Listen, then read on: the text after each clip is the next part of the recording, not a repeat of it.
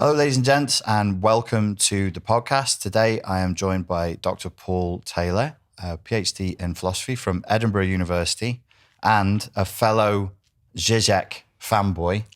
Thank you very much for coming in. Thank you for having me. Cheers. So we've got mutual friends with trigonometry, and how this conversation between us started off is you'd seen my trigonometry interview. You've done a couple now, haven't you? Yes, I have. So I saw both of them and you were saying things that chime with me. And then, I was saying a lot of stuff that you just thought was ridiculous. You've come in today for an open confrontation, all of my anti-communism rhetoric. It's basically like a cheap Jordan Peterson ripoff, but with less understanding. I like your impression of him, by the way. Of Jordan? Yeah. Oh, yeah, I love doing impressions of Jordan Peterson. It drives his fucking fans completely insane. And by insane, I don't mean anything specific because it's not clear to me. Yeah, that was a bit Kermit the Frog. Yeah, well, just do Kermit. Give it a twinge of Alberta, hey, and you're fine. You're fine.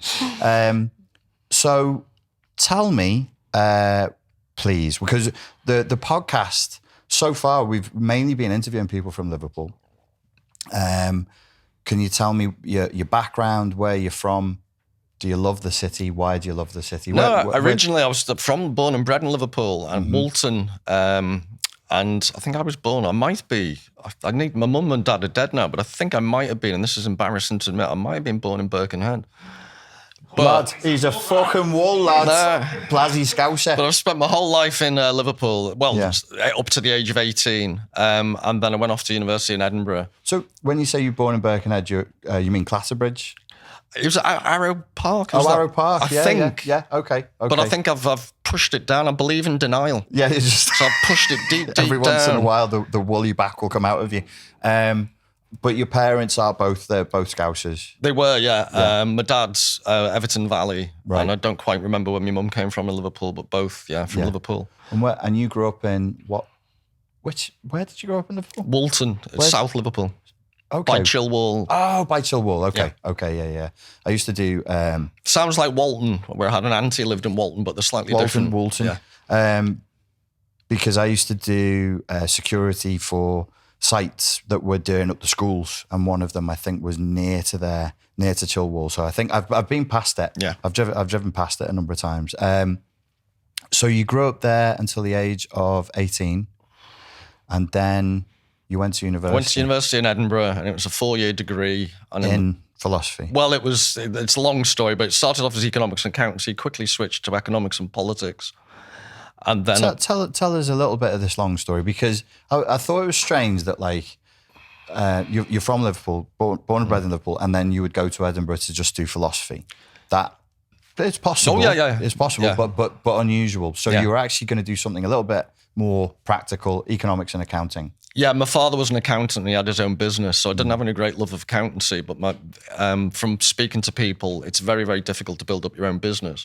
But once you have, so he'd done all the hard work, and if I could have qualified as an accountant that had a business to walk into, unfortunately, accountancy and me there wasn't a meeting of minds. Yeah. And to any accountants out there, I think they get a bad rap, but it's much more difficult than I thought it was. I've done one module of accountancy at university as part of a subset of studying management, and I had economics and accountancy to do, and I was like, oh, fucking economics, this is going to be awful. Then I did accountancy, and I was like, economics is actually quite pleasant.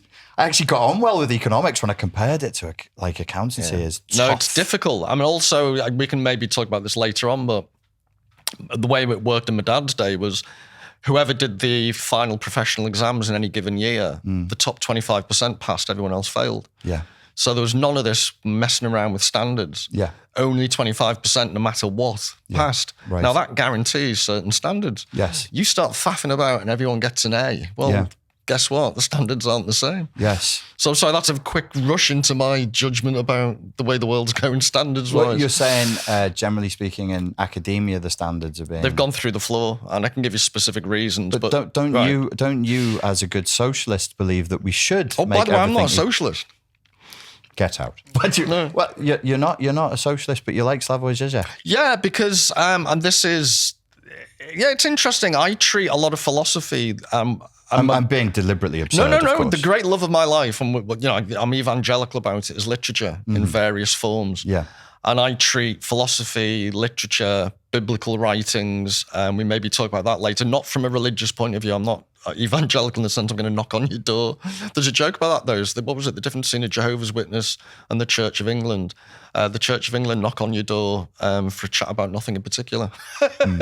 But I'm not interested in religion. I'm a completely lapsed Catholic. But I'm interested in biblical writing from a literary point of view, interpretations of the Bible and the act of interpretation, because it's surprisingly similar to a lot of philosophy. I'm interested in philosophy from an interpretive point of view. And there are elements of Žižek stuff. So he's in terms of usefulness for things like cinema and for understanding film, he is exceptional. But I made a joke in the trigonometry thing. I don't know whether it made the final edit, but I wouldn't trust him to run a bath in terms of actual politics. Do you know he nearly became Prime Minister? Yeah, he ran for the Slovenian. Yeah. I've seen him, the footage where he's in a discussion program, like their version of Question Time. Yeah, exactly. And they were so idiotic that he nearly got through because they were so useless in comparison. Let's put it this way. I love Slavoj. He's a lovely, lovely guy. I've spent some time with him. But I don't think the trains would have run on time. No. No. So, whilst I'm going to bring Žižek up again later. So you believe in elitism and you believe in hierarchies and you believe in standards? For definite, yeah. For definite. Well, if I can give an example from exercise, because you're an exercise fiend, it doesn't take viewers, or if people are watching rather than listening, it'll be pretty obvious that I'm not an exercise fiend. But it's the idea that in competitive sport is Darwinian. Only the best get into the Premier League, or City will buy them.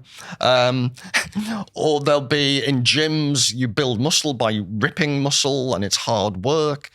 And somehow we've slipped into this realm where education, don't get me wrong, should be for everyone. I am, again, I'll overuse the word, I'm evangelical about everyone to the best of their ability should be educated to the highest extent they possibly can. But that shouldn't rule out the best should be free to do the best work they possibly can. And in so many areas of life, that's a given. But for some reason, if you correct someone, you're fact-shaming them. The British particularly, not so much, the Scottish maybe not so much, they used to be anyway. I think the English have a long history of anti-intellectualism. Oh, interesting. So I did a Radio 4 interview where the discussion was about intellectuals, and there was a guy from one of the old new universities had a chip on his shoulder about he didn't want to call himself an intellectual. So I said, well, if I went to the gym for 30 years and worked out 10 hours a day, I'd call myself a bloody athlete. Yeah. So if I've spent 35 years in libraries and I don't know more than the average bear, well, I've wasted 35 years. Because we are supposed to be meek and humble about what we've achieved? Or where's this anti-intellectualism? You said there's a history of it. I did not know that. Well, there's a lovely line in Marshall McLuhan's Understanding Media, and he mentions Edward Gibbon, who wrote The Rise and Fall of the Roman Empire. He's just doing a bit of dialogue. He riffs McLuhan like mad. But there's an old lord, someone of somewhere, an English lord, who's talking to Edward Gibbon, and he just says, "Another damn fat book, eh, Gibbon? Scribble, scribble." And this is a man who wrote one of the best history books ever, and this lord's looking down on him, saying, he's a scribbler. Right. And I think there's a long history. It's money counts in England. Heritage counts in England, but there's something dodgy if you're intellectual. Whereas, contrast it with the French.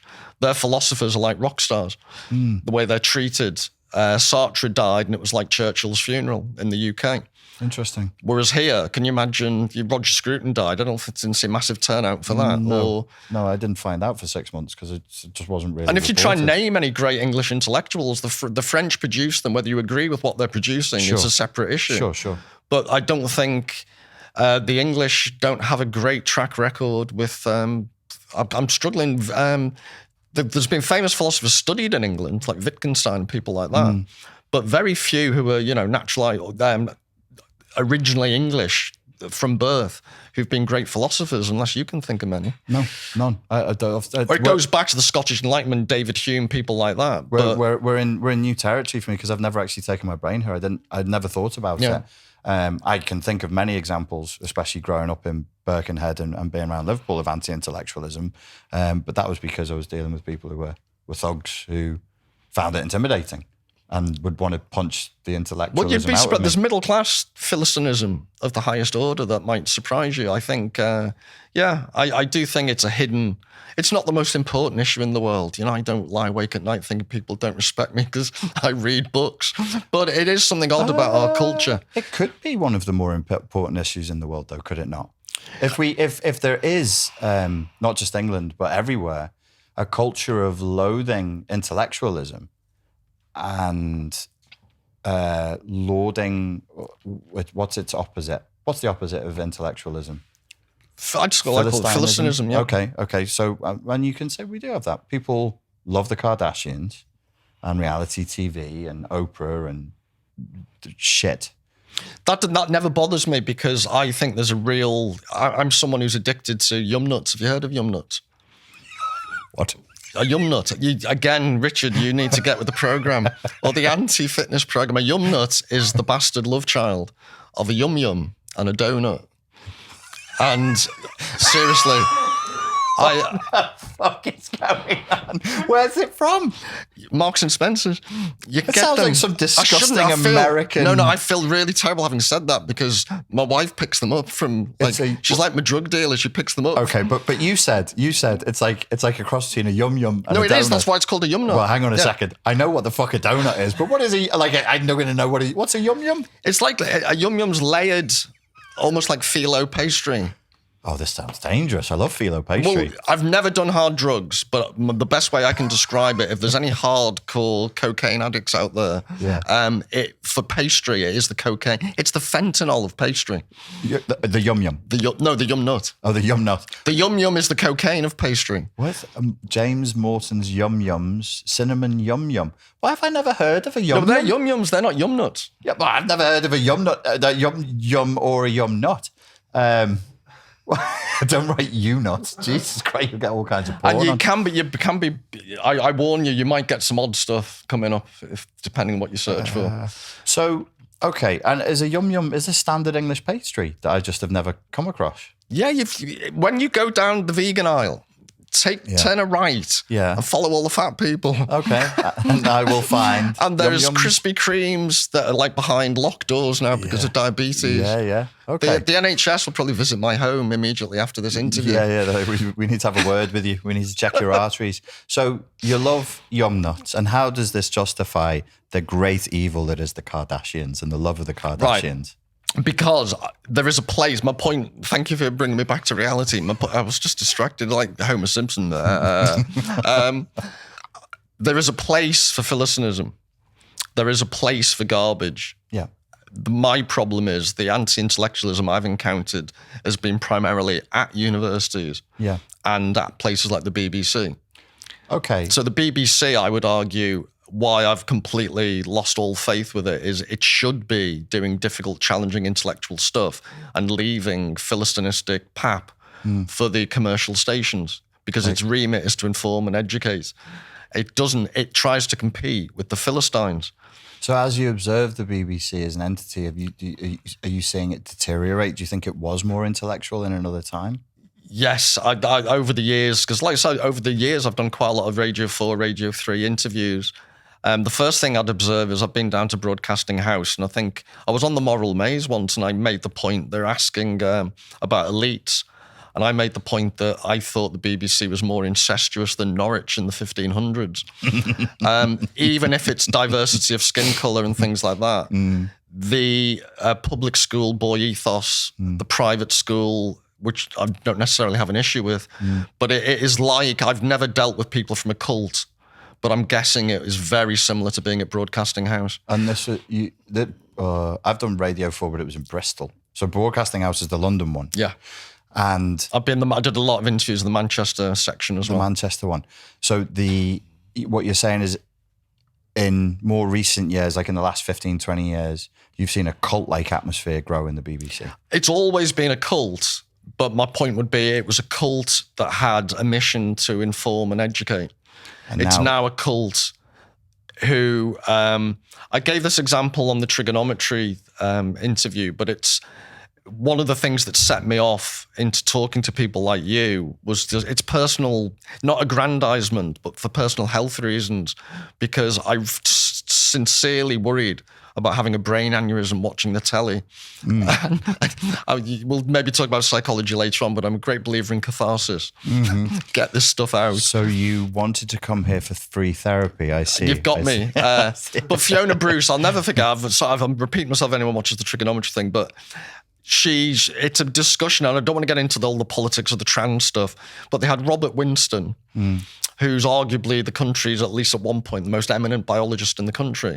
They asked him a question about trans issues, and he spoke about chromosomal differences. That's all he said, as a supremely educated biologist. And Fiona Bruce, after he said what he said, I need to say to people, I need to say that there will be people at home offended by what he's just said. I'm thinking, chromosomal differences. Biology. Offensive? Okay. People are offended by what would go in an A-level biology textbook. Yeah. Now, I find that, so I'm using that as an extreme example, but my point is, if he's not enabled and safe to say that, if you're going to talk about wishy-washy philosophy like I do, what grounds have I got to say anything? If a biologist can't talk about basic biological facts. Yes. We're talking about Galileo before the Inquisition. Not me. I'm not that self-aggrandizing. Yeah. But Galileo was supposed to have muttered, I've forgotten the Latin or Italian, but he basically said, and yet it moves. Allegedly, he said it under his breath when he'd been forced to recant. That, we lived in a heliocentric universe. They didn't actually torture him, but he was taken to the He was threatened with it. They would have probably, showed him the instruments of torture, which would have been, for an educated man, very frightening. So he did the sensible thing and said, but under his breath, then it's probably just a historical rumour, but they made him recant and say, no, the earth is the centre of the universe. But then he said under his breath, and yet it moves. Yeah. And my point is that is what you're up against now. The woke ideology, it limits the ability to speak in ways that, having been an academic or when I went to university in 85. So it's quite a long time to be in education and to witness. In my lifetime, I never thought basic biological or scientific truths would be ruled out of court by the BBC. I think that is a cultural paradigm shift that's quite scary. It is. I'm going to come back to that with you. Take me back to university. You're 18. You started studying economics and accounting, and then you moved to economics and politics. I switched after a couple of terms to economics. Politics was an outside course, so I was able to drop the accountancy and stick with economics and politics. And I did a mix of... it was the time of Thatcherism, so it was 85 through to 89 was my undergraduate degree. And I did a mix of free market, mainstream economics, free market politics mixed with Marxism, history of economic thought. So basically it was a great education in the essentials of economics and politics from both sides of the political spectrum. So I read Marx, Das Kapital volumes 1. I think volume 2 is a bit boring, but and you survived. Volumes 1 and 3. There's some beautiful writing in Marx. That's what people don't realise. We have an hour and 20 minutes, and there is so much that I have to unpack with you because we're going to do Žižek, we're going to do Marx. We've arrived at Marx. Right. There's some beautiful writing in it. What is Marx? What is that thing that we call Marx? He's a brilliant analysis of capitalist working relations, the capitalist production of value. If you want what might surprise a lot of people, because I mentioned I did both sides of the spectrum, if you put Adam Smith's Wealth of Nations next to Das Kapital, there'd be surprisingly little difference. The major differences, I'm jumping around because it's not all in Das Kapital, but one of the major differences I'd argue is Marx's analysis is brilliant. His assumptions and his conclusions are retarded, bonkers. So the clearest way I can express his mistaken assumption is the thesis on Feuerbach. It's great for Scouser to say Feuerbach. Oh, I love. But thesis 11, he says, I'm paraphrasing it, but he says, hitherto philosophers have sought to understand the world. The point, however, is to change it. So he thought the point of philosophy was to change the world. Right. I would go to the wall. I would die on the hill of saying the point of philosophy is to ask questions and to think. It's not a philosopher's responsibility to change the world. Okay. So I think during this interview, I'm going to be moving you in different directions so that I can open you up in a way that people can get the most from you, because you've got a lot of very interesting things to say. To ground people, for people who don't know you, obviously you saw me through trigonometry. Now, trigonometry has interviewed Douglas Murray and another guy, I can't remember his name. I was listening to it just today, who's a historian who specializes in communism. And Douglas Murray and this historian, who's brilliant, intelligent man, both of them see nothing of value in Marx whatsoever. Nothing. As far as I can tell. If I'm wrong, I apologize, right? But I agree. And I'll give you a more specific example if you want. That's what I've understood from what they've said. Now, I didn't force myself to do Das Kapital. I listened to Žižek and I've read the Communist Manifesto and came to the same conclusion. This guy's not an idiot. Like, Marx is not. Well, so before I forget, it's chapter 1 of that. If you want to limit yourself without having to go through the tomes, it's chapter 1, and I think it's section 4, maybe section 5. I think it's called something like the fetishism of commodities and the secrets thereof or something. There's one section where he has phrases like all that's solid melts into air, all that's holy is profaned. He talks about metaphysical subtleties and theological niceties. See, like the fetishism of commodity, like when he's writing, what would this, if the Communist Manifesto is 1850, when's this written? 1850, I don't know, 1860 or 1855, like 5 years later. That's groundbreaking as a concept. Like, really, like that's, there's smart people who write smart things, and then there's people out there who come up with concepts that really did. Communism existed before Marx. But that concept, I had a list. I haven't read Marx recently, but I had a list of 5 things. So if a largely conservative speaker would say Marx is just absolutely useless, I could say, hang on a second, there's 4 or 5 things here. I only remembered alienation. Now you've reminded me there's the commodity fetishism. These are things that nobody spoke of and are absolutely relevant today. And we should be using these concepts to critique capitalism. So just throw them out and just say there's nothing there. Well, I'm a big fan. Again, you see, in many ways, I'm an odd character, but I'm an odd intellectual character in the sense that I've had this background on both sides of the fence. And I do. You mean politically both sides, the left and the right? Well, just again, because I treat things like literature. Oscar Wilde's always good for a quote, but he said there's no such thing as good or bad, as a moral or moral literature. It's either good or bad. Right. So I'll read good literature. I don't care where it comes from. I don't care who wrote it. Fair enough. That's my judgment. Too many people, and I think Douglas Murray has fallen into this. So not so much, he got it in for Marx. Sometimes justifiably, but where I think he does shadow work, to use your terms. Douglas Murray specifically, and Jordan Peterson does the same thing. Again, I've got so much respect for what Jordan Peterson's done in the field of free speech and standing up to the ridiculous Canadian establishment.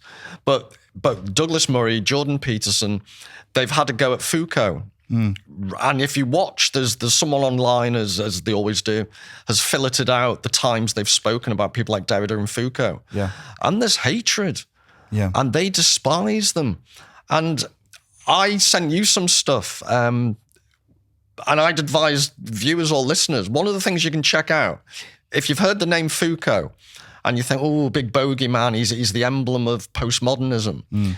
2 things I'd say is, one is I wrote a book years ago called Critical Theories of Mass Media Then and Now. And I was interviewed by someone who represented the Iranian Revolutionary Council. And I don't speak Farsi. I was sent a review of the book in Farsi. And in I lived in Manchester at the time, my local fish and chip shop, the lady there was a Farsi reader. She translated it and went white. Oh. It was a glowing recommendation from the Revolutionary Council in Iran.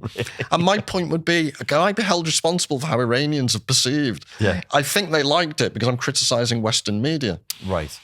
But I'd criticize Western media because I want to criticize Western media, not because I'm a friend of the Ayatollahs. Well, there might have been a Persian intellectual, Iranian intellectual who's come across it and just genuinely, there could be no political motivation, Yeah.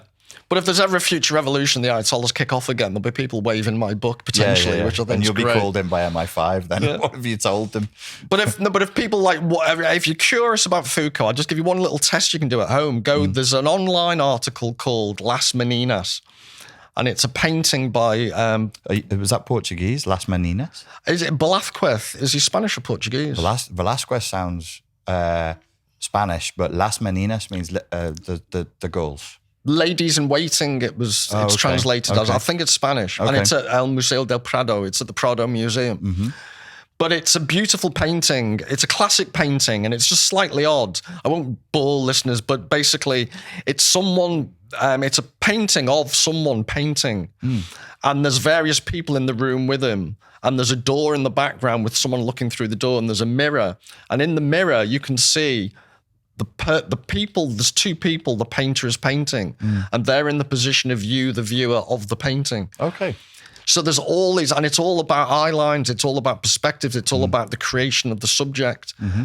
And he wrote Las Meninas, it's online, and Foucault wrote this paper about it. Now, that's the type of stuff he wrote. And it's beautiful. It may not be your cup of tea. You may think... So if people look up Foucault... Las Meninas. Las Meninas, okay. And it's it's a famous painting. And it's his article. It's about 15 pages or something. And I recommend just have a read. And even if you don't like it, I would ask you honestly, what's scary about this? Why is Foucault the arch enemy, the postmodern devil? The point is, a lot of these writers are trying to make sense of a world that has lost its moorings. And somehow they're being blamed for describing, that there's a confusion. Just because you describe something doesn't mean you condone it. So that was my first point. Secondly, there are a lot of third-rate academics and people who've taken some of Foucault's ideas, specifically about sexuality. And that, I would argue, has fueled some of the identity and gender wars at the moment. So Judith Butler would be a classic example. But he died, Foucault died in 1984, and I'm convinced if you dug him up and asked him, he would and he has gone on record at the time of having said things about he wasn't in favour of sex identity type politics. Okay. So it's a complex thing we could argue about till the cows come home. But my point is the Douglas Murrays and Jordan Petersons of this world, and there's a guy called Stephen Hicks. Yes, I know Stephen Hicks. Well, he's done a long trigonometry thing. And what I'd ask again, he said, she said, I would ask viewers and listeners, look at his interview he's done and ask yourself, how many times does he give you a specific example of the things he's talking about? It's characterizations in very general terms. I was very clear to give you a specific Foucault thing to go and read. Or Foucault had a massive opus, huge amount of work he wrote, but he was a fascinating historian. And I'm sure you can pick stuff out that if you said to me, Paul, what do you think of that? I'd say, yeah, it's a bit dodgy. And as a person, very dodgy person. Was he? Well, Douglas life? Murray, one of the accusations Douglas Murray repeats in his book, one of his books is he was accused of basically being a paedophile in Tunisia with young village boys. A French magazine, I believe, went back and interviewed an elder of the village who said, no, he liked the ephebes, which I think is basically means 16, 17-year-olds. Okay. So we might be arguing over his level of paedophilia. A paedophile or a hebephile? Well, my point is, and he died of AIDS, and he frequented the bathhouses, and he believed in sexual promiscuity to the nth degree. So there are lots of things you could say from a personal point of view. Maybe I'm unusual again. I wrote a book on Heidegger, who in the That does make you unusual, in case you were not clear. Well, in 1933... Most of us haven't written a book on Heidegger. Well, in 1933, he stood in full Nazi regalia as rector of the University of Freiburg. The only thing I could say in his defense was, in 1933, they hadn't done that much evil. I say that, it's a relative concept. They were a lot of people were big on... There was loads of British people who were big on Nazis before. So, but I wouldn't defend Heidegger, and by all accounts, so I've written about Herbert Marcuse, who's a Jewish student of Heidegger, and Marcuse basically throughout his life tried to get Heidegger to apologise, and Heidegger, from what I can make out, was a thoroughly nasty piece of work. But I have I don't tend to, it's not a shock to me that nasty, nasty people produce brilliant pieces of literature or art. Can I just stop you there for 1 second? Yeah. Jacob, could you just look up on trigonometry? Could you put into YouTube trigonometry Guy, G-U-Y? We mentioned everybody else's name, but this guy was the guy. This guy I was listening to this morning. I can't remember his name. Oh, I know you're talking about. You did about the British Labour Party and the Soviets. And the Soviets, yeah. Is it Udi? Giles something Udi. Like that. Oh, Giles Udi. Yeah. Trigonometry Guy, G-U-I. Yeah. No, it's Giles. I'm pretty positive it's Giles Udi. It's 100% Giles. It's U-double-D-Y, I believe. Because I've got his book. It's very good. U-double-D-Y. Yeah, Giles Udi. Maybe Google. Just Giles would have got you there. You're misspelling Giles, my love. There he is. Look, the truth about communism, gulags on the left. Click on that. Yes, it is Giles. There he is. There he is. Yeah. Yeah, sorry, 1D. Oh, I thought it was 2. Giles Udi. Okay, yeah. Sound. We've got him. That's a hard name to find, my friends. Yeah, it was. Yeah. Giles Udi. I wonder where Udi's from. It's not an English name, that is it, Udi? I just wanted to make sure we got his name because we mentioned everybody else's. We got everybody else's name correct. So, who did you mention? Stephen Hicks, Douglas Murray. Who was the other name you mentioned? Jordan Peterson. Okay, so I'll say something. They'll get me in trouble. I don't know whether the Jordan Peterson. We mentioned analysis. We both love Žižek. Žižek is a real intellectual with a great depth of analysis. Douglas Murray, very, very well researched. Probably wouldn't describe himself as an analyst. I don't think. Jordan Peterson, not good. So probably a great psychoanalyst, great with people, but the analysis he offers of Marx, post-modernism, Derrida, Foucault, even Žižek is, it's crap. It's really bad. Academically speaking, it wouldn't pass muster, would it? I mean, I'm not being unfair. No, and I don't mean, because it's easy to make ad hominem. He strikes me as an incredibly, and you're the expert on emotional dysregulation, etc. He strikes me as someone who's got a lot of personal demons. He's taken on. And he's been open about that. Yeah. But to be fair to him, I think I'd be 6 foot under if I dealt with the pressure he's dealt with. I don't want to sound, who cares what I think in terms of, I don't want to sound patronising. I think he's taken on too much. I think he's taken the world's problems on his shoulders. And I think he deeply, deeply cares about helping people. Yes. So, and you want him to keep doing so what he's doing. So what I want to make very, very clear is I don't wish him an iota of harm. And neither do I. We want him there. No, he's great in lots of ways. He offers value, yes. I think he's fallen into this trap whereby I hope at least I'm very honest about the things I think I know quite a bit about. And I'll happily offer opinions on anything you ask me about, but I'll tell you if it's an amateur opinion. He speaks about Dostoevsky and stuff in where I know quite a bit about Dostoevsky, and his analysis of Dostoevsky isn't awful. But and maybe it's not all his fault. I think a lot of people, for example, associate Jordan Peterson with being a bit of a Dostoevsky expert, and he isn't. Nor is he a Nietzsche expert. And I think this is what harms some of his. I think people associate with him. He internalizes the assumptions of other people that are mistaken, and he feels that he has to offer answers on everything. Wait a minute. So, right, let's just be really, really clear. You think he has value in the world. I think he has value in the world. You can think that somebody has value in the world and hope that they stick around and criticize them. And if you value intelligence and you value the importance of thinking and analysis, we should be able to do this without getting upset. Well, can I just, sorry to interrupt. You're interrupting an interruption. We're going to go into fucking Inception mode in a second. Go on, interrupt my interruption. We'll work back up the levels. No, but I genuinely don't mean to be rude. It's just that my memory is so awful that if I don't say something at certain occasions, so if I do interrupt you, 1,000 apologies. But if Jordan Peterson died tomorrow, God forbid, his value on this earth was the interview he did with Kathy Newman on Channel 4. Yes. Where she says, so what you're saying is the moon is made of cheese. Yes. No, Kathy, I never said that. Could anybody have handled that as brilliantly as he did? No, I would probably have been taken away in a Securicore van for having, thrown an ashtray at her or something, because You'd have gone all Scouse. Seriously, are you calling me? I wouldn't have kept it together because she became the embodiment of media cloth-eared obtuseness that I see. There's back to Philistinism in the media.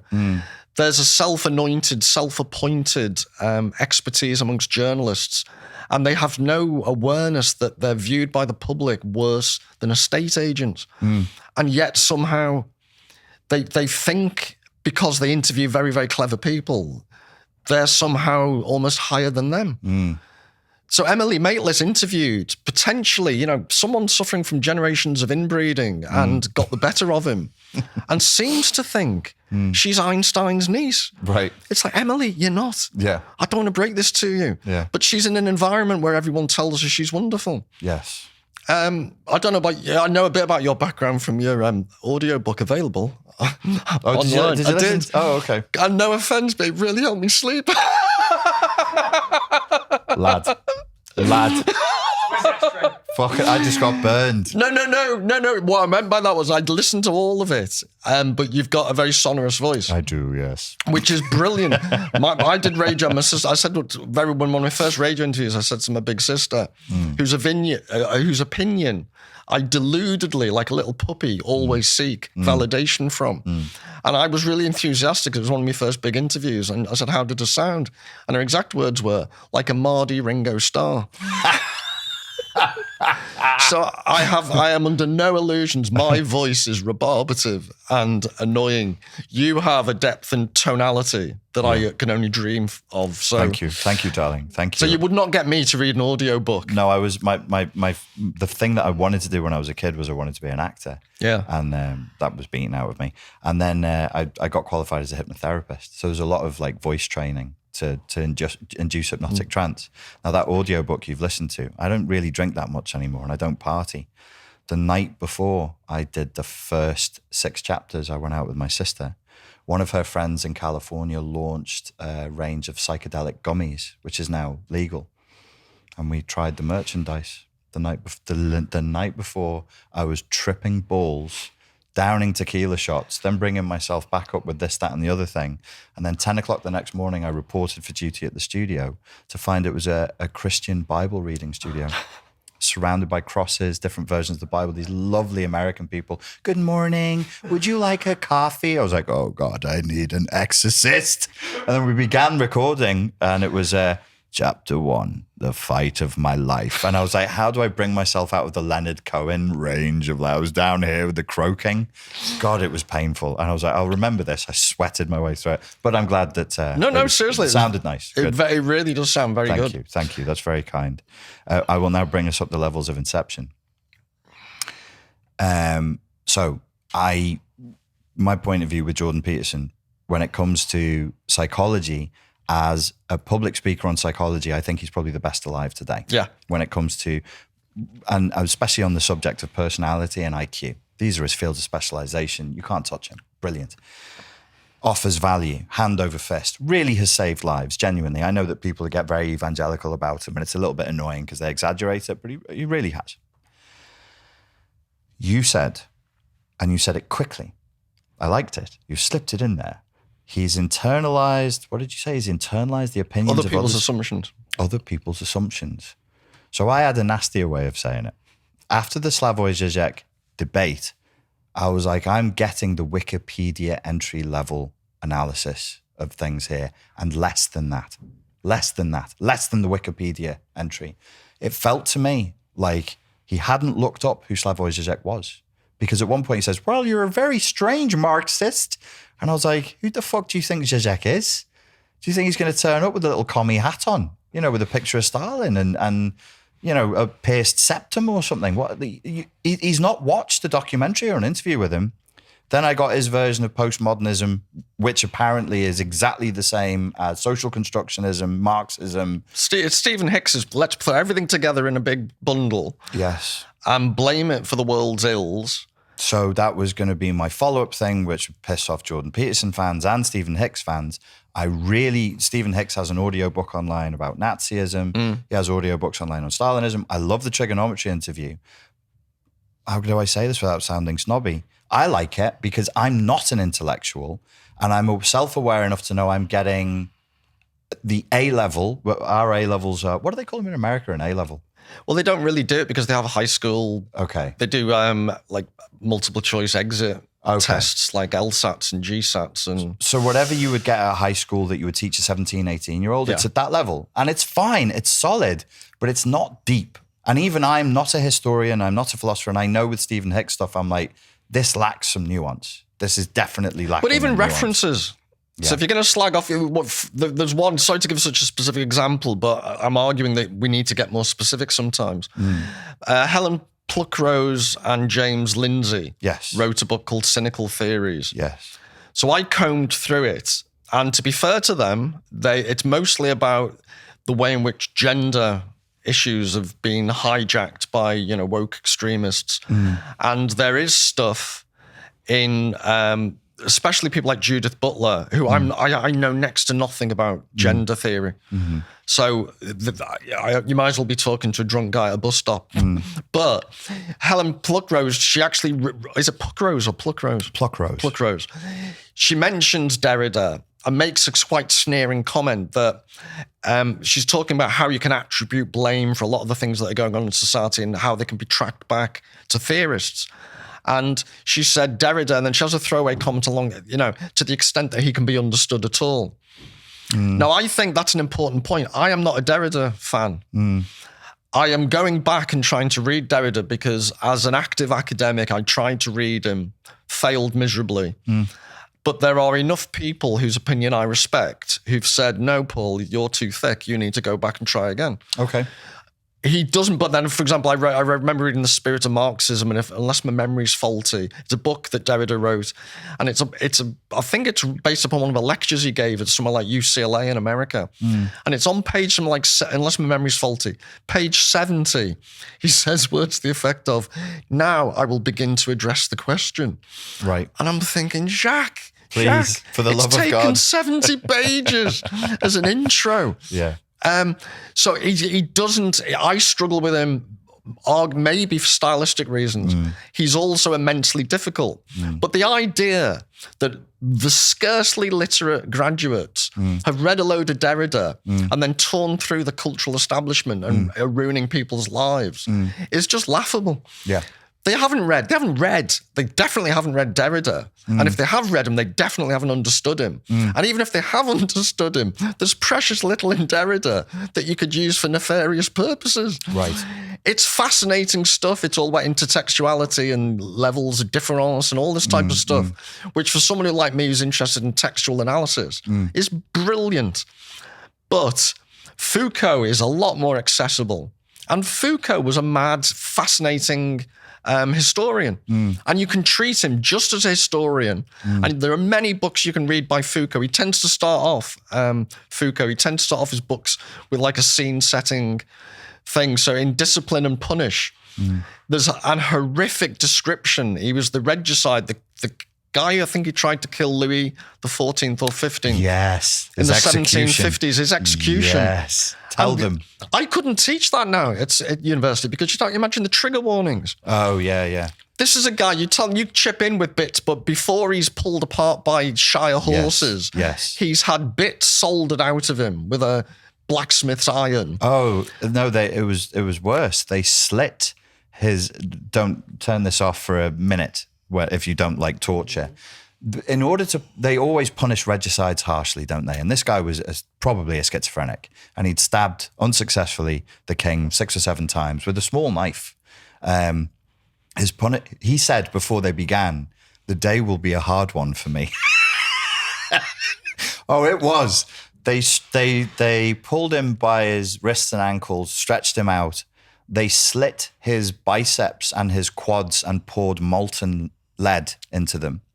They then attempted to tear off his arms and legs with the horses. And that failed. They pulled and pulled and pulled, and they couldn't. So the executioner made cuts to try and help. It was barbarous, and it went on for fucking hours.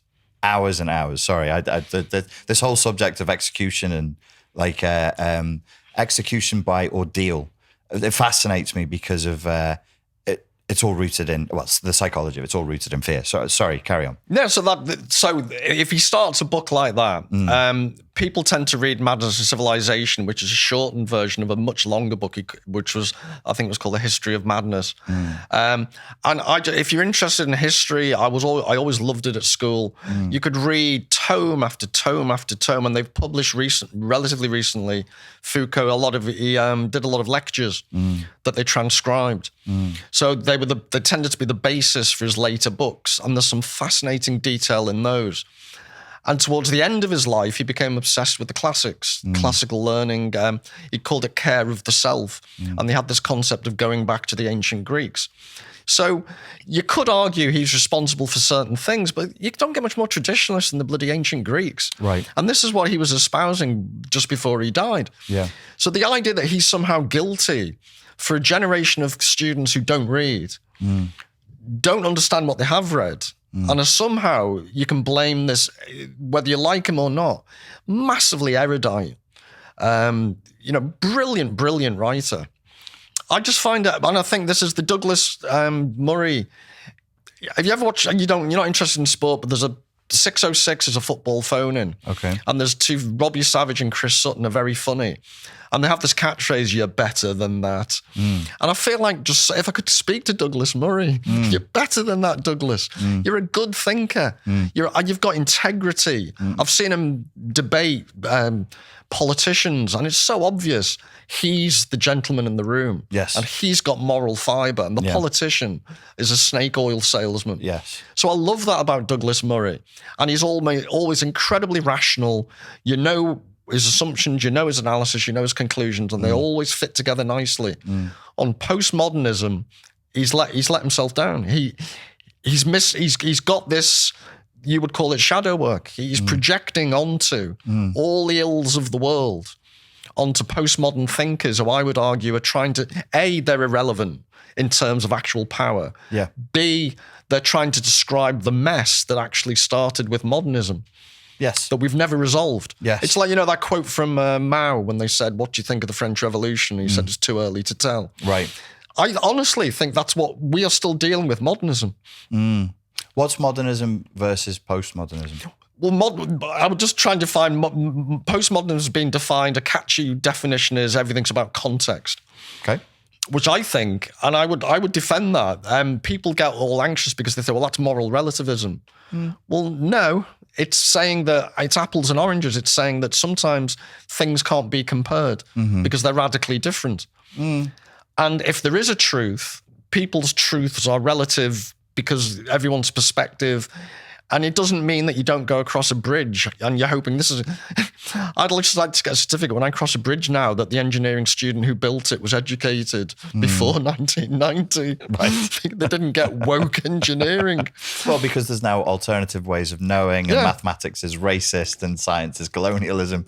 Sorry. I'd prefer a colonial bridge that stays up. Seriously.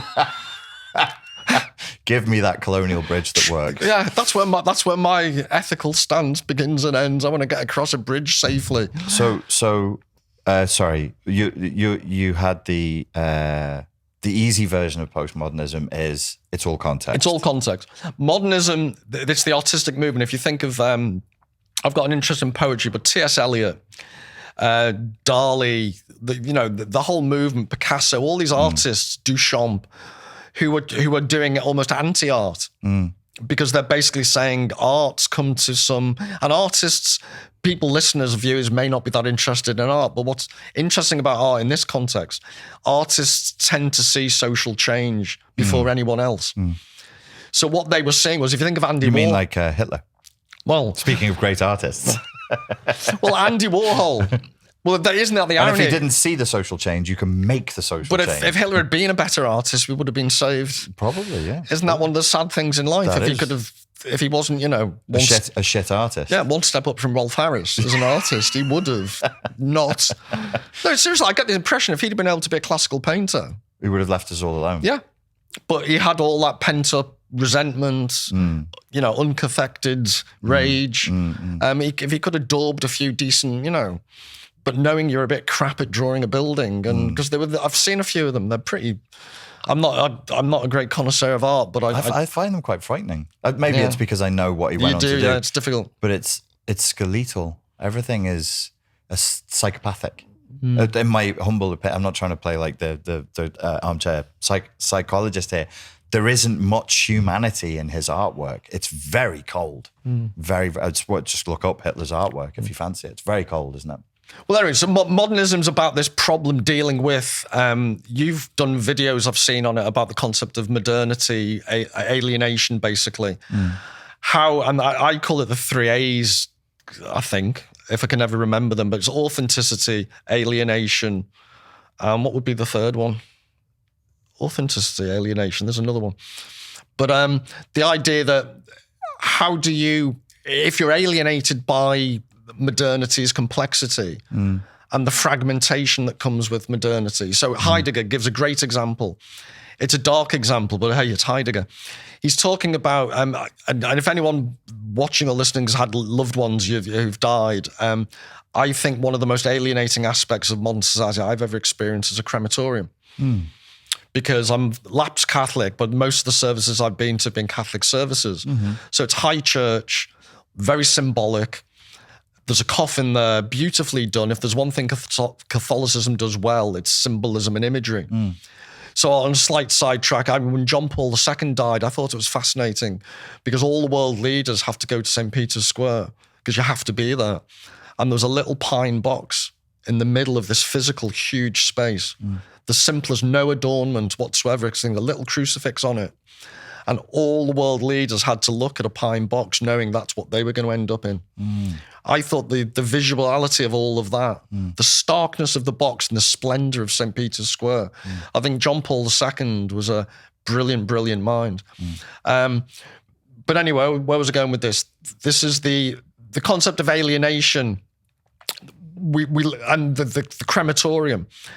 We then go from a Catholic church where there's all this ornate symbolism to a factory where, the coffin gets pushed through and then you get pushed out into the garden and there's other people coming behind. And you're thinking, that's a loved person who's just being incinerated. Yeah. And it's move on, next people. Yes. And Heidegger talks about, he was accused of being what in German is called Volkisch. In other words, having a faux, oldie worldy, folksy, yeah. But he says if a guy dies in an old traditional Irish village, the local carpenter from a local tree will carve out from a tree that was a part of his environment, and he will lie in this carved out tree that's been carved into a beautiful coffin, and everyone in the village will come and visit him in an open casket, and he'll be buried in the land he came from. And it means something. And whether you like the guy or not, the point is he was part of a community. He's honoured as part of a community. Compare that to a modern crematorium. We can only have that with small populations and a tiny amount of technology, though, can't we? And it's constant. He might not have died, this guy in the German village, because of antibiotics that modern medicine have given us. Right. But this is the constant trade-off. But within modernity, there are alienating features that we don't even try to control. So I would argue, but we're jumping ahead, but bureaucracy, I think, is one of the most unacknowledged. Hannah Arendt wrote the phrase in Eichmann in Jerusalem, the banality of evil. I think that should be switched around. It's the evil of banality. Most of the terrible things that happen in modern society are because people hide behind a bureaucratic structure. Yes. Terrible, horrible genocides have happened in history. Arguably, the Jewish genocide was the most horrible because it was done with modern technology. So the Rwandan genocides were absolutely horrendous, but it was old-fashioned machetes. It was the fact the most sophisticated nation in Europe at the time, the most artistic, the most cultural, the most technologically advanced were the ones who did it. There was a point I know that you saw some of my live last night, and I was talking about how the Nazis treated the Czechoslovakians, who they regarded as potentially equals, Germanizable. Not the Poles were not. They were Slavs, they were Untermensch. But the Czechoslovakians, they could be made into Germans. And when there was the attempt against the evil man, who's got the similar name to me, Reichardt, who was running things from Prague, there was the attempt on his life, they got bad information that there was a village outside of Prague that they were holding the people who made the assassination attempt. So they went to that village and they massacred the villagers there. They had a new truck, a mobile gas chamber. They tested it on 12 of the children from that village, one by one. They couldn't fit them all in at the same time.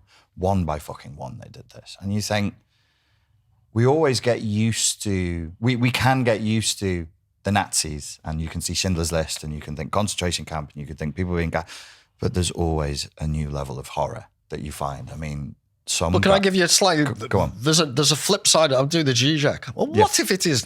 What if the opposite is were true?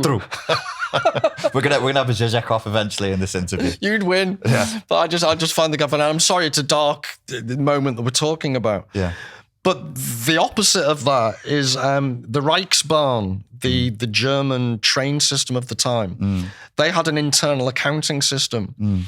So even though it was all done on the German trains, all the Jewish deportees to the death camps had to be accounted for the money to pay for the system.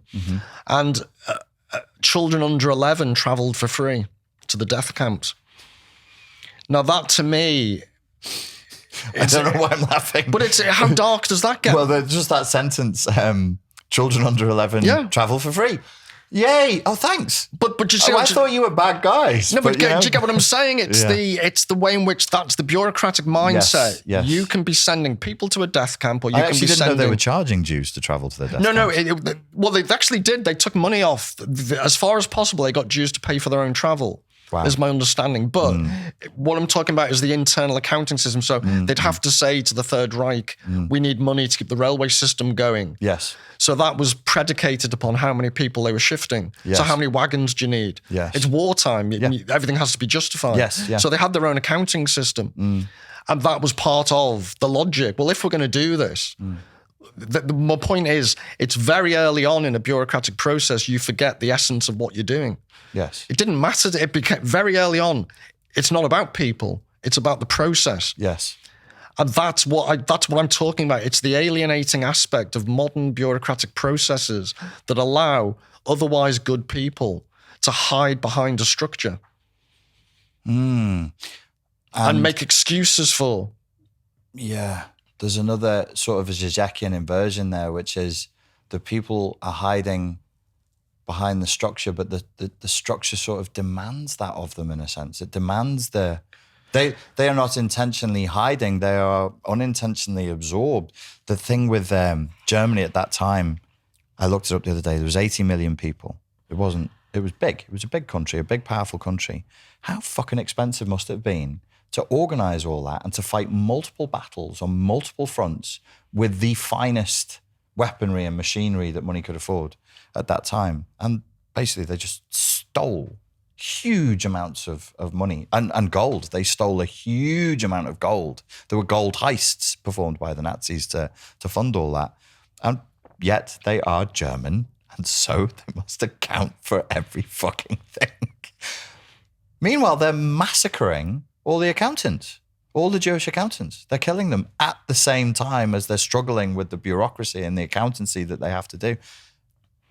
I'm fascinated still. I'll probably be fascinated by it for the rest of my life. But I would argue one of the reasons everyone is fascinated by it, more so than other genocides, is this there for the grace of God. In Rwanda, for example, you could make an assumption that we in the so-called developed West could never do that with machetes because we are a different people, whatever. You could make loads of patronizing assumptions. But my point, I was clear at the beginning, was Germany at the time could not be more cultured.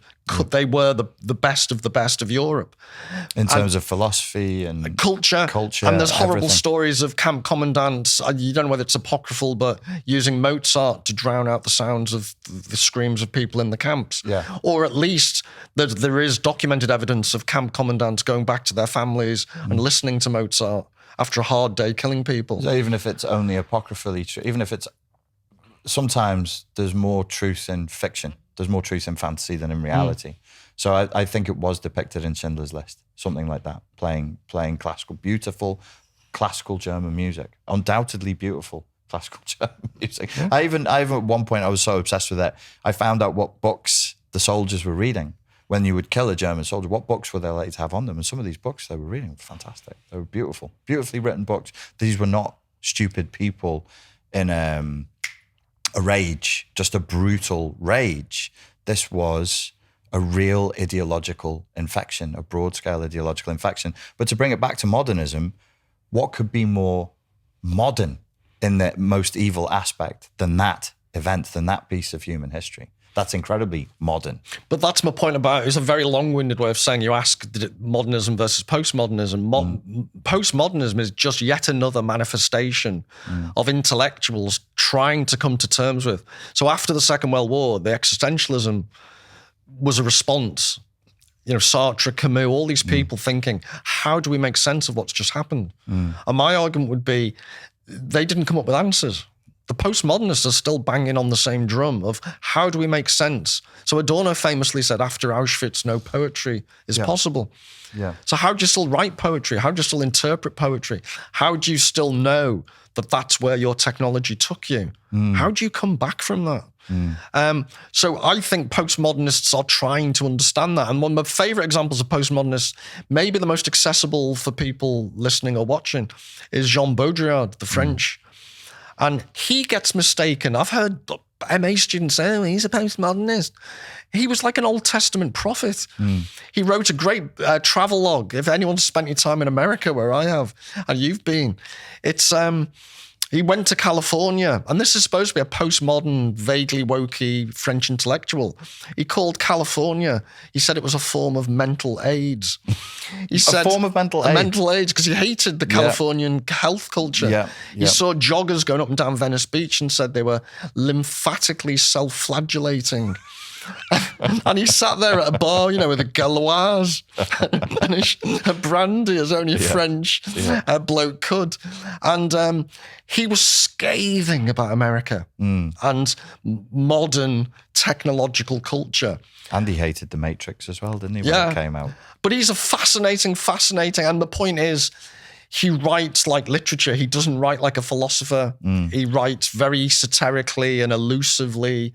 And if you can just get yourself a good bottle of red wine, wet towel over your head and read Baudrillard, it's beautiful, beautiful stuff. And he's never had the recognition.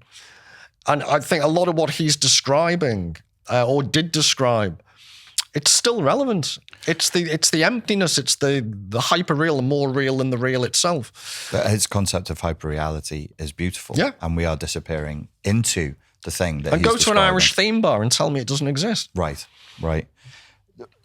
Just for clarity's sake, what is postmodernism really, and what do people seem to think it is? Well, people seem to think it is the reason why the world's gone mad. What it is, like I say, and it depends, there's loads of definitions because it ranges from Derrida, who's just incredibly esoteric and difficult to understand, Foucault, who basically argued there are different periods of history that have what he called epistemes, which is the way in which we think is controlled by what thinking is possible is controlled by the social climate. Wait a second. Who said this? Foucault. His concept of epistemes. I'm going to have to fucking read it now. I can seriously. That sounds really good. Can you read it for me and then... I think that's how the modern public intellectual works now. They just read other people's essays about the subject. Nobody reads the real thing. And because he said that, that people then say, this is the accusation. You're saying there's no such thing as truth. And he's saying, and other postmodernists would say, my favourite, and he's on the edge because Richard Rorty's an American philosopher. He died, I think, in the early 200s, so he's later. But he famously said... 2000? Sorry? You said the early 200s. Sorry, 2000. Yeah, sorry. So, where is he? What? Was America there? Well, he wrote a brilliant book called, and it's relatively accessible for anyone interested in theory. It's Contingency, Irony, and Solidarity. That's just a great title. Yeah. No, and he has this concept of a liberal ironist. And he was accused of being a postmodernist, and someone said, "Are you a postmodernist or a nihilist?" And he basically said, "No, I'm a ethnocentrist." And they said, what do you mean? And this is fascinating if you want to show how postmodernist thinking can actually kick back. He said, truth is what you can get away with in front of your intelligent peers, which is an interesting definition of truth. And what he basically said was all truth is manipulable, all truth is relative, it has to be, but it doesn't stop us recognizing. If you say the earth is flat, if you're amongst intelligent, educated peers, you won't get away with saying that. And he says that's his definition. And he says he's an ethnocentrist because he believes, or he did believe, the American model is the best by test. So he said other people may have their other truths, but for him, the political truth was liberal democracy. Why? Because people will die to get to America or Britain. Yeah. No matter what all the wokeists are saying, they have to explain why are people dying in the Channel if we're such a terrible, patriarchal, racist, all these evil. horrible things. What was his name again? Richard Rorty, Rorty. Richard Rorty.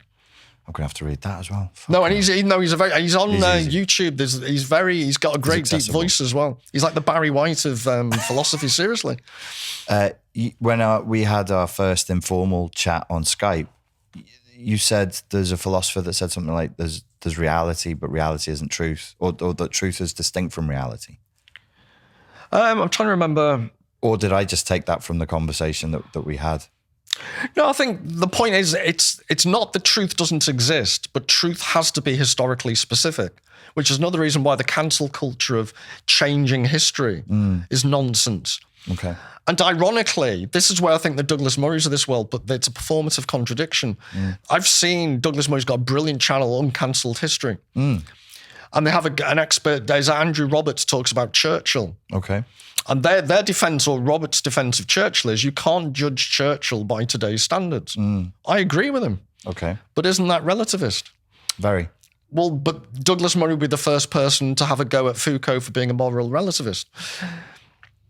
It is relativist. And it's also an argument that the Marxists use when they're saying, why did Marx keep using the term Jew N-word? I mean, I don't know how many times in his letters to Engels, was it? Yeah. He kept saying Jew N-word. And they'll Jew, say you N-word, can't judge him by the... And I think, so my point is, though, more seriously, Foucault would argue when he went back to the classics, if you look at classical... again, I mentioned this in the trigonometry thing, but in classical culture, there's famous plays like Sophocles' Antigone.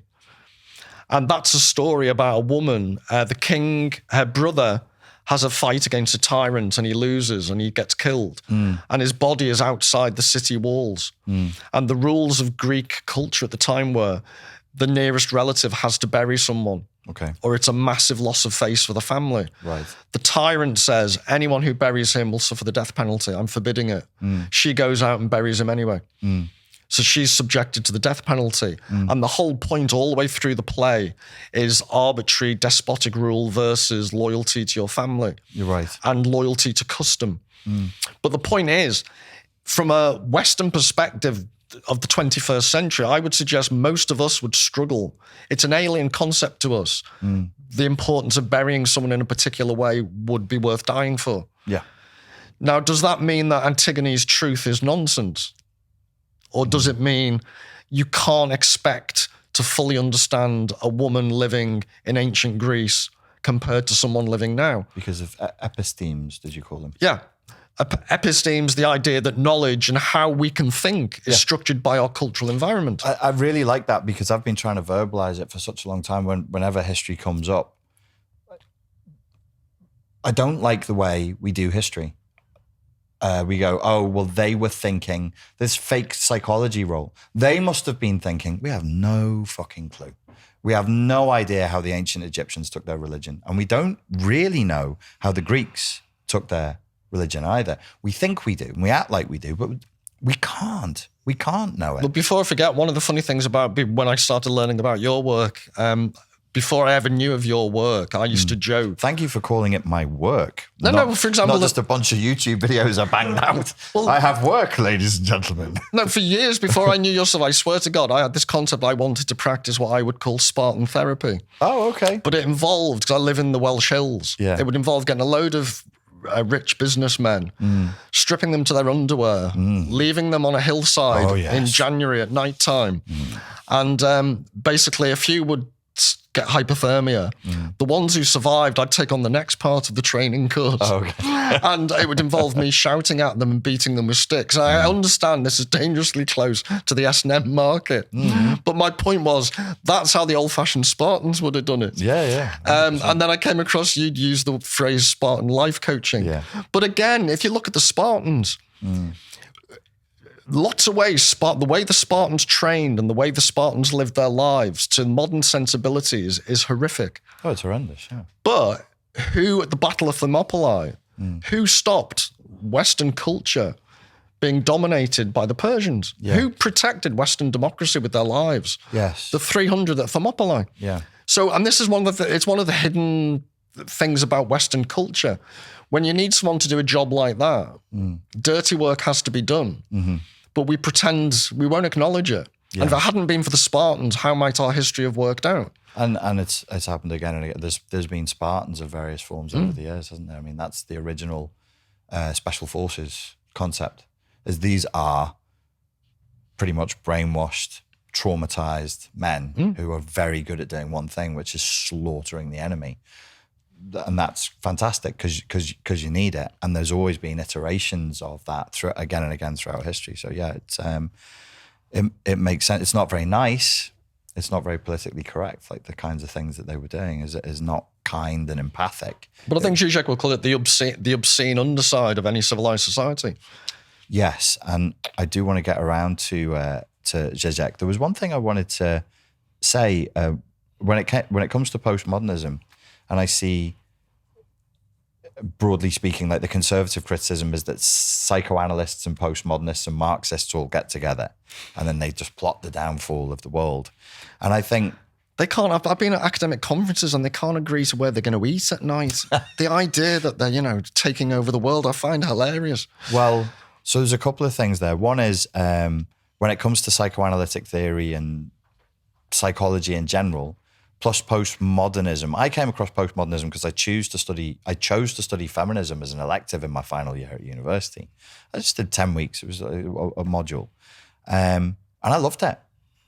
But it was, what I experienced of postmodernism was a perspective for viewing the world and certain tools of analysis.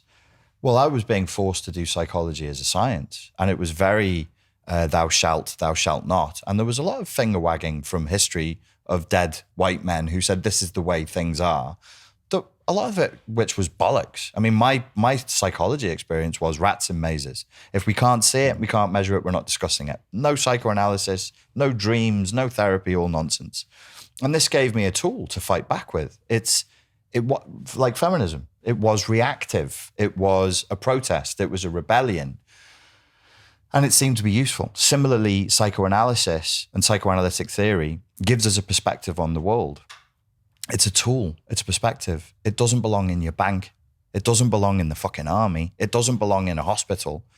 It's a tool for viewing the world. So is there a valid argument for saying these tools for viewing the world, these tools of, because it's originally a form of critiquing art, isn't it?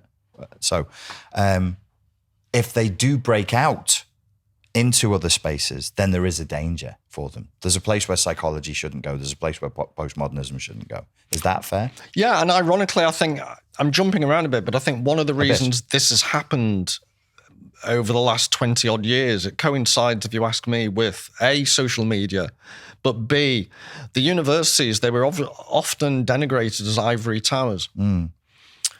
Now, the beauty of an ivory tower was it protected. People could go and have wild, wacky thoughts, go away from home, get drunk for the first time, live, your life, and then go back to reality. Universities have been under massive pressure to become relevant, and there's actually part of your research now, even for people doing stupid postmodern research like I did, you have to have impact. And it's like, well, I've had impact. I've written a book. No, that's not impact. You have to go and prove how you've gone into a local community and turned everyone's mind to mush. Right. And it's this idea that, no, academics are at their most useful when they're useless. And their knowledge may or may not throw up something useful, but that's not why they're on the planet. That's similar. That's a similar sort of thing, isn't it? Of saying, okay, postmodernism, yes, psychoanalysis, yes, academia, yes, but stop pushing them leave them where they are. Yeah, it should be a protected boundaries. Space. Yeah, There's boundaries broken down everywhere. So there's the ivory tower is no longer the ivory tower. It's everywhere. You're pumping out 50% of the population of badly educated undergrads are going off into the established organisations. Are you saying there are people who go to university and do degrees now that probably wouldn't have passed muster for doing degrees 20 years ago? I am definitively saying that. So, okay. So then, can I ask you, do you think I am lying when I said I have read undergraduate degree dissertations that have been awarded a 2-1 in which it's like reading James Joyce's Ulysses if you're trying to search for a coherent argument or actual paragraphs? I have people in my family who went and got firsts and 2-1s and masters in criminology and psychology. And I had a 2-year-long argument with one of my cousins about postmodernism because I love him, but he doesn't have the capacity to understand what he was taught. He was taught a thing that he should not have been taught because he couldn't grasp it. Because postmodernism isn't easy. Social constructionism isn't easy. He walked away from that degree genuinely believing that the perspective of postmodernists is there is no road, there is no bridge for you to cross, there is no plane. And I was like, that's not what you were taught. It absolutely was. Well, then either your lecturer was also a fucking moron or you're a moron, God bless you, who can't hold what's been poured into your brain. Well, so you mentioned social constructivism. One of the vaguely interesting things is when I did my PhD, that was the actual subtitle was called, the full title was Hackers, a Case Study of the Social Shaping of Technology. And it was about the social construction of the early computer security industry. So I've earned my stripes doing the social construction type stuff. And part of it's true. Technology evolves with lots of social impact. But there was a very, very funny French guy called Bruno Latour, who's sadly passed away now. He came to give a tour at Edinburgh. And the rumour was at the time he was in a menage a trois. But he was quite nerdy. He had glasses, and he was a French nerd, still a class above an English nerd. And he had just this wonderful cod English accent, French, heavily influenced. And he's doing this talk about society and technology and the interrelationship. And somebody came out with this tired old cliche, but guns don't kill people. People do, don't they? And he just went, bang, bang, fingers like a gun, bang, bang, but why are you not dead? Meaning, no, you need a bloody gun. It's that simple. With the media, I've spent my later career in a communications department, and I gave a talk about Heidegger that went down like a lead balloon. And at the end of it, having tried to get this message across for an hour, I got asked a question, but it's not the technology, it's how you use it, isn't it? And it's like, no. Have you listened to the last hour? The point is, the way in which we confront the world is structured by the technologies we use. Go on a train and see the number of people on their mobile phone and tell me that's not affecting how they're interacting with their environment. And the funniest, to bring it back to Žižek, I took him from Manchester to Liverpool on, I don't know whether they've still got them because I haven't been on the Manchester-Liverpool train for ages, but 12 years ago or so ago, rickety old Victorian trains that were still being used. And Žižek's on there with me. And a train carriage full of Scousers all on their mobile phones, noisy as anything. Žižek starts telling me about the sexual proclivities and preferences of a famous living French philosopher. And I swear to God, I was looking around me mortified. One by one, the phones got switched off. And he's oblivious because he's Slavoj. So he's in a big loud voice. And then, he likes to... He put the penis inside the thing. And there was silence. Well, they listened. And I felt, he's David Copperfield. He's just turned a carriage of Scousers quiet. Amazing. Which I've never seen done before. No, it's impossible. He is a wizard. And they didn't know who the hell he was, but he's got this odd charisma. Oh, God. How did you meet Slavoj Žižek? I actually started the International Journal of Žižek Studies. The International Journal of Žižek Studies, which is referenced by all the Žižek accounts that I follow on Instagram and on Facebook. Well, you see, the reason for that was as well, talk about academics, that it's a performative contradiction that a lot of academics self-identify as Marxists and socialists. They publish articles in journals that are privately owned. So as an academic, you write the paper. Other academics review your paper. You then get it accepted or rejected or told to change it. You proofread it. You then submit it back to the publisher. You get paid nothing for any of this. No one in this stage gets paid for any of this. The journals, privately owned, then publish. And they charge university libraries thousands of pounds for access to their journals. All the work of which has been produced by academics. Now, you explain to me why university libraries can't just run their own journals. So I started the Žižek Journal. I think at the time it was about £80 a year for the server hosting. David Gunkel in the States is a great academic. He helped me, and he's technically brilliant, and he's a philosopher. That's an unusual skill set. So he set it up. So for £80 a year and our labour, we did something where people can publish, and it's called a Creative Commons license. So as long as you ask permission, you can publish anything we've published anywhere you want. All we ask is you ask for permission first. And that's it. And that's it. Well, why couldn't you set one up and then just get all your mates published then, and have all your mates just give you like 200 quid every time they wanted, and then they could be like, I've published? Well, you could, and I'm sure that may happen. But my point is, this information, insofar as it's possible, should be free to everyone. And at the very least, academics shouldn't be gouging through their own efforts, letting private companies profit from what... Guess what? Universities have their own publishing houses, their own computers, their own vast libraries. Why do you need journal publishers? I've never understood it. Well, these are Marxists doing this to themselves. So I'm not a Marxist, but I created a platform for lots of Marxists freely to spread whatever they want about Žižek. Amazing. And I am an incredibly inactive, lazy person. So if I can do that, it beggars belief that academics can be so supine. So everybody who publishes through the journal that you started, which presume you don't edit it anymore. No, I've because I retired. I'd had enough. So you were running that, and then through running that, you came to host Žižek? I invited, we got him to various conferences, but he gave a big talk at Leeds. Then I took him to Manchester, where he gave a talk, and then I took him to Liverpool. So it was the 3 big northern cities. Nice. But we got the biggest auditorium in Leeds, and it was free. Completely people sitting in the aisles. Really? It was wonderful. I didn't know how it was going to go. I would have looked a fool. How many people do you think you had turn up? I'm guessing, I don't want to make sound like, I'm probably about 550. It was the biggest hall in the university I could find. The last 2 times I saw him at Birkbeck, there was 25 people. Yeah. It's incredible. I don't know who's hosting them there, but like the members of the public can go, but you have to look through the university website, and you have to follow it. I promoted it, flyers everywhere around the university, and I didn't know if 25 people had turned up in a 500 odd people auditorium, I would have looked a fool. And I was waiting with him and another academic, and we walked him down. And it was one of the most wonderful feelings in my career, because loads of people started walking with us. It was like going to a football match. Oh, wonderful. And then I realised we're walking to the same place. Oh, that's amazing. And I just had this really warm feeling that this hasn't been a waste of time. Yeah. That was one of the very few highlights in my academic career. He would have loved that, wouldn't he? To have this moment of solidarity. Oh, but then you'd laugh. He comes into the auditorium, and my postgrad students, they were wonderful. They'd helped organise crowd control and everything. They had a video of him. That was the Žižek documentary was being shown. So we're in the dark. The video's being shown. Everyone's wrapped.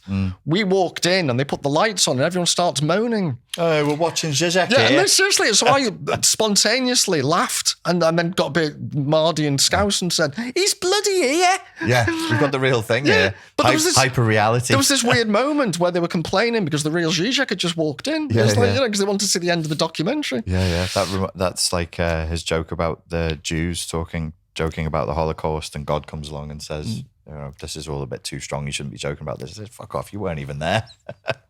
It's like Žižek shows up and you go, fuck off, Žižek. We're watching Žižek. I met him in Starbucks. I was having a coffee in Starbucks, and I left, and then I came back, and he'd taken the seat that I was just in. And I was like, he was about to talk at Birkbeck, and he was eating a sandwich, and I thought I should probably just let him eat. And I was like, no, I am selfish narcissist. I want to speak to him. And I just went over and said, oh, I'm a big fan of your work, and I think it's wonderful. And he went, yes, that's very good, thank you. And I shook hands with him, and then saw him at the university. Can you get him back in Liverpool? I'm sure if we asked him, we could get him, yeah. Because if I set up a lecture here, because I go on about him all the time. Yeah. So if I set up a lecture here, we could get a few people in and we could probably get... My only slight concern would be he doesn't really agree to what he'll talk about. So it could be very esoteric. Oh, no, I think like what we would do is we would basically just say like... You'd have to bribe and threaten him till you've got to talk about at least something accessible. I think like if... would you be up for chatting to him as well? Like if we got the three of us on stage, we just prompt him. Yeah. We just like feed a question and let him just go. No, that would Wait a minute, another 15 minutes and then I'll stop. No, that would be absolutely perfect. That'd be wonderful. You'd be up for that. I'm sure people would come for that, and we get a good turnout, and it would be a nice thing to do. So you've written this book here, Žižek and the Media, which you've given to me. Yeah, that was from a while ago. So a lot of the references from the media are slightly dated. Okay, but it's written for academics and students, but I would hope that someone with a general interest in philosophy or Žižek, who's read a bit of Žižek, it really shouldn't be above their heads. Okay. And do you know if Žižek has read this? He wrote an endorsement for me, but I honestly don't think he's read it. Yes, it's very good. just put it out. Where can people get this if they want to get hold of this? You can get it on Amazon for sure, and I'm guessing academic bookstores. How many times did you meet Žižek overall? I'm trying to think, because I met him in America. I'm guessing maybe 4 or 5 times, I'm guessing. And I gave a talk. There's an online on YouTube. There's a talk I gave with him in London at the ICA. Oh, nice. And that was fascinating because I like to walk around and give a lecture with him. Yeah. Because there were so many people, they had to have a feed-off room. Yeah. So they filmed it. Because they were filming it, they had to have the lights turned down. Okay. And I couldn't walk around. I had to sit behind the desk with him. Right. And they couldn't ask questions. They only were limited the number of questions because if the people in the other room were told they needed that room, if they had to go and we were left in the room with them, that would be unfair and they'd sold them tickets. So, but the irony was the title of my talk was the media screening in 2 senses.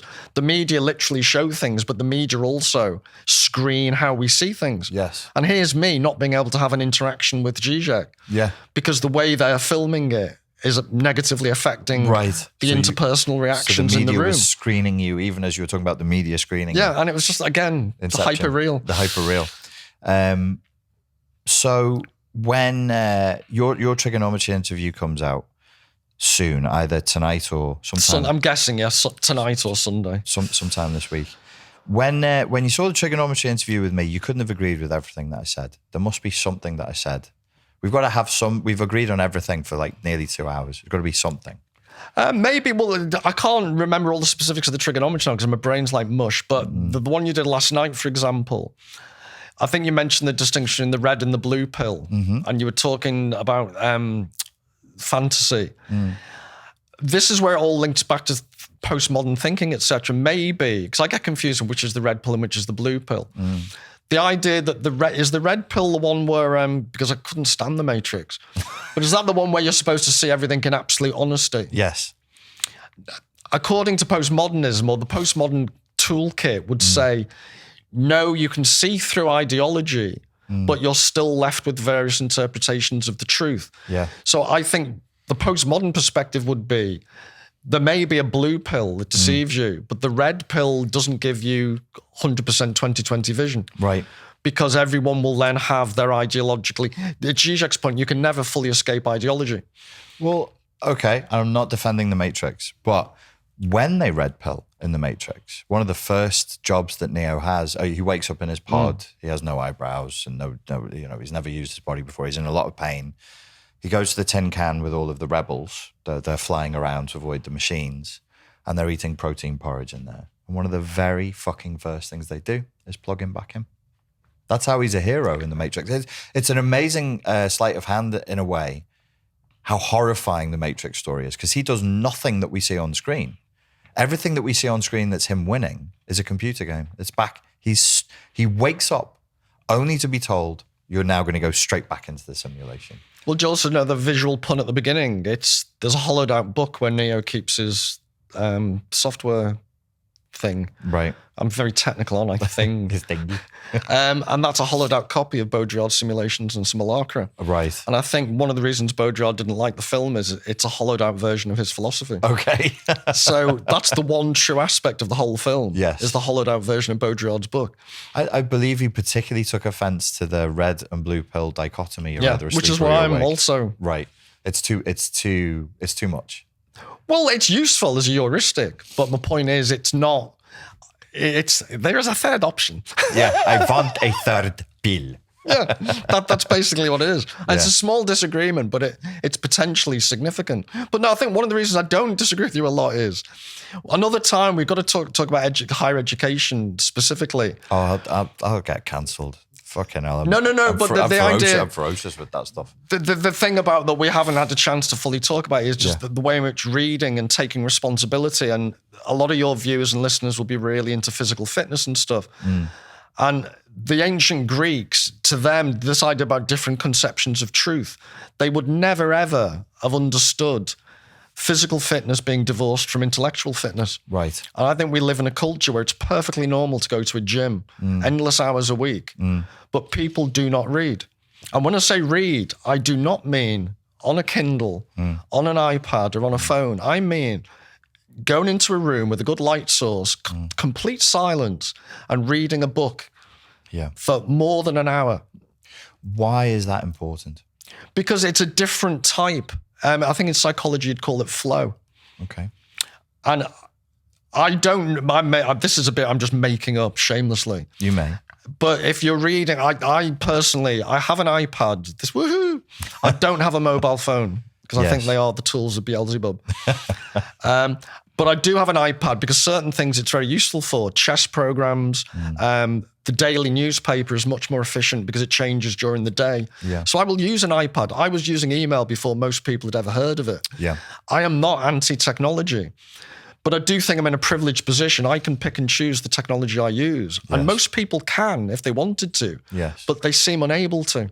Okay. So I think people do have a serious addiction to mobile phones. I do. So I do not have one. I refuse. I've never wanted one. I don't like people, so I've got no one to contact. But even if I did... Wonderful. All the people I like are dead. But can I ask you, if you're in... Do you think, if you're going to read a book in a silent room, it's like going to sleep properly. All the sleep psychologists. Yeah. The temperature should be right. Yes. Pillows, beds. Yes. No blue lights for an hour or two before you go to bed. Yeah. All these things. Don't have caffeine, obviously, 12 hours before. Don't drink. Yes. If you want a perfect night's sleep. Yeah. If you want to read and be fully in the moment and take yourself mentally somewhere else, you can't have distractions. You can't have bright lights. No, you can't. And it's a form I'm not into. There's maybe somewhere where we differ. I personally have never been into Eastern mysticism or anything like that. Because I think the path to enlightenment born in my tradition is through the pre-established path to enlightenment. So I will take that to the nth degree. I will read 6 hours a day every single day. Okay. But there are crossovers because if you do it in a meditative way, the way I'm describing, I'm not unempathetic to people, and people need therapy. I totally get this, and it's another chat we should have about therapeutic culture. People who are hurting need help. But it's a slightly separate point about why are so many people hurting in the first place. They don't have mental resilience. They don't have a frame of reference. So they come to psychologists and life coaches and say, what do I do about this, this, and this? If they'd have read the things I can recommend, like from literature, Dostoevsky and stuff, if nothing else, you'd have a frame of reference that people have felt this before. I'm not on my own. I'm not totally alienated. The things I feel aren't right. Dostoevsky's writing notes from the underground. St. Petersburg was this artificial city that's almost like an embodiment of modernity. It was an artificial city created by Peter the Great. There was lots of alienation in St. Petersburg, and that's why lots of literature in Russia is set there. Right. The bureaucracy took off. So these people living in these bedsits, being miserable and alienated, had bureaucratic, miserable jobs. Kafka had a bureaucratic job. Yeah. So it's a deep, these writers are writing about something if you access it, and I think people find it difficult because they don't have the educational frame of reference. They don't have the proper guidance. Yeah. There are too many choices. Yeah. Why wouldn't you watch a film after? I understand you've done a hard day's bloody work, sitting down to read Dostoevsky. Yeah. But I don't think it's impossible that 1 or 2 hours a week you could seal off a room and say, I am going to read 2 hours of something good. Well, Dostoevsky, I've only read Brothers Karamazov, but at least I could say I did read it and I read it cover to cover. It's not being beaten over the head. It's not like trying to read Adler or Nietzsche. It was meant to be entertaining. Oh, yeah. And it was released chapter form in a newspaper. It was kind of Kardashian-y. Bits are funny. It's funny. This is like, this is alien to some people. But for example, there's a Russian novel called Oblomov by a guy called Ivan Goncharov. And it's about, God knows why I started to read it, but I'll tell you what it's about. It's about a guy who sits around all day in an apartment and never gets out of his dressing gown. Okay. So it was like Liverpool in the summer on the Dole when I was a student. Right. And he's living the life. Yeah. But it's quite sad in some ways, but he's got a servant called Zakar who's laugh out loud funny the way he's described. But it's a very sad ending because this guy basically at the end you're expecting the big, he'll meet someone and no. Nothing. His life peters out. But that's about the idea that if anyone's struggling with ideas like, where's my life? I'm not sure whether this is helping. Yeah.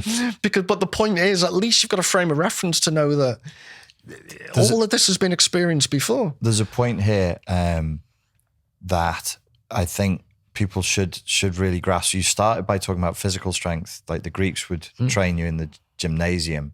They would train your body and your mind at the same time. That's our concept of education came from that. The same guy who taught you poetry would teach you fencing, would teach you everything. When we're doing therapy and when I'm doing coaching with people, some of the stuff that I give to people, I'm putting information into a bucket with holes in because there's a weakness there. The muscles are atrophied. The reading makes you think. I know like biologically there's a cutoff point for my IQ. There's places I just can't reach because of my intelligence. But because I've always read and I still read now, what IQ I do have, I can push hard and I can think. It takes me a little bit longer, but I can get, and I have a huge advantage over people who I know are smarter than me. Like raw IQ, biology, they are smarter than me, but I can kick their ass because they don't have the discipline to follow through with the concepts. Well, there are shortcuts. So Kafka, for example, I've mentioned this to you when we spoke on Skype, but Kafka had a school friend called Oscar Pollock, and in Letters, there's a collection of Kafka's letters. And Kafka said, we should only read the books that stab and wound us. They should act as the axe for the frozen sea within us. And his whole shtick was, you need to do stuff that threatens you. You need to read stuff that makes you feel uncomfortable. It's just your point about getting stronger. But you don't get stronger by reading pap. You don't get stronger by watching soap operas that don't take you anywhere else. Yes. But this idea that there is a whole community, and the funny thing is, I am an odd person who's quite misanthropic in lots of ways. But I'm reading my book in my dark little space. I feel a sense of community. This sounds like pompous as hell. But I'm reading stuff Dostoevsky is writing about in the 1850s. Yeah. And I feel like he's writing to me personally. I feel his voice is in my head. Yes. There's a community of readers and writers that spans the centuries. And you can read ancient Greek. I'll give you one very quick example. There's a guy called Archilochus. I think it was 648 BC. He was an iambic poet, and he was accused, I think it's the first example in human history of revenge porn. He wrote a poem that slagged off some women of a nobleman, and the women committed suicide. Because losing face in those days was so serious. Yes. And they only have fragments of all these little poems. But he was a right git. Was he? But this is Archilochus, and I'm thinking, so this idea that however far back you go, and we've spoken about them privately about the Book of Job and things. Yes. It's relevance. Yeah. It's if you actually read it, a good translation, it's not a dusty Bible book. Maybe that's partly because of the way it's introduced to people. Because if you're all pompous and you're like, well, you should read this literature, it's very important, instead of two excitable scousers going, you've got to read that, Dostoevsky's all right, The Gulag Archipelago. What was the chap who wrote that book? Solzhenitsyn. We mentioned Jordan Peterson before, and I wanted to say this. I don't know whether it's true or not. His wife, Solzhenitsyn's wife, I don't know whether she was just being bitter and being a cow, but she said it's largely fiction. Peterson and people who love Peterson cite the Gulag Archipelago as though it was historical fact, but his wife insisted that it was largely. Oh yeah, but then I think fiction. he almost like he did. It was like faction. I think he was quite open about that. Was he? And we need a whole another 6 hours, but there's a poem called, I think it's called Prussian Nights, where at the very end, it was never published for a long time in English. It finally was, and there's a missing stanza. And in the missing stanza in Russian, I've seen it translated. This sounds really conspiracy theory, it isn't. There was a book came out with an American academic who actually cites the whole stanza. But the implication is, it's difficult because it's written as a poem, but it's written about the rape of a girl, a German girl, by Russian soldiers. Right. And there's a strong implication it could have been Solzhenitsyn himself. Wow. And Solzhenitsyn was the one who said the idea that evil cuts through whole nations or peoples is rubbish. Good and evil cuts through each individual soul. There's good and bad in every single human being, and that's what he was trying to write about. It's very Eastern, that, you know. Well, this is we should have a conversation. But this is where I do. I did say there's some crossover when you approach literature in a really thoroughly meditative way. Yeah. This is what I'm saying. I go to another place. Yes. I feel part of a community of readers and writers. And I'm sure in Zen Buddhism and stuff like that, it's the same. It's been referred to, and Freud dismissed it, the concept of oceanic feeling. And Freud wasn't happy. A guy called Roland wrote to him. It's like Grange Hill, Roland. But he wrote to and referred to the concept of oceanic feeling, and Freud was very cynical about it. I think there's a book called Future of Illusion and Civilization and Its Discontent in 27 and 1929 that Freud mentions this concept of oceanic feeling. And Freud was pretty much against it, but then he was repressed. I think you'd be a lot more sympathetic, and I am. My oceanic feeling, which I think a lot of people are seeking, is in the community of readers. I feel that. Yeah. And I'm thinking, what do I know? What have I got in common with a 19th century Russian novelist? And yet, everything. His humor, the references of Russian serfs. Maybe, I don't know, I've got Uncle Igor in my, DNA. Get your DNA checked. But seriously, and it's not just that, it's South American literature, Spanish literature, the ancient Greeks. Yeah. This Archilochus, you know Archilochus as a person. You know someone like him. And this was 648 BC. Well, listen, we could go on. I could, you could. We're going to have to stop. But it's been fascinating talking to you. If people want to know more about what you do, where can they find your work? Well, this is it. They can't really. Apart from books, I did Heidegger in the media, Žižek in the media. I'm not very good on titles, am I? So Heidegger in the media, Žižek in the media, they're the most accessible. And then there was this book, Critical Theories of Mass Media, Then and Now. But that goes back, it compares and contrasts then and now. But that's relatively heavy theory. Would you ever consider a blog? 500, 600 word essays, bish, bash, bosh, bang them out? To be honest, it's all the conversations we could have, but I think there are people out there. I made this point at the end of the trigonometry thing, where I just think there are better people than me, and I think there's too much out there. Okay. So I would prefer to work with people like you, and I think people need to come together and focus. I could try and do something, Oblomov, the Oblomov blog, but it's yet more eyeballs being distracted. Okay. And personally, I think people need the synergy. So, for example, I think you've got an ability to explain things that I lack. Okay. I have some reading that you lack. So maybe I'm being naive and it's like the Coca-Cola advert, let's all teach the world to sing. I think if like-minded people who share the same basic values about learning can work together and try and do something together. I think if me and you and Žižek can get in a room together, bring an audience. I don't think you and I'd just get a word in edgewise. No, we wouldn't, but we could sit there adoringly and just stare at him and he would love it. Mate, thank you very much for coming on. Thank you. And we're going to have you on again if you're free. Ladies and gentlemen, thank you very much for your time and for your attention. And I look forward to seeing you again on the next episode. Cheers.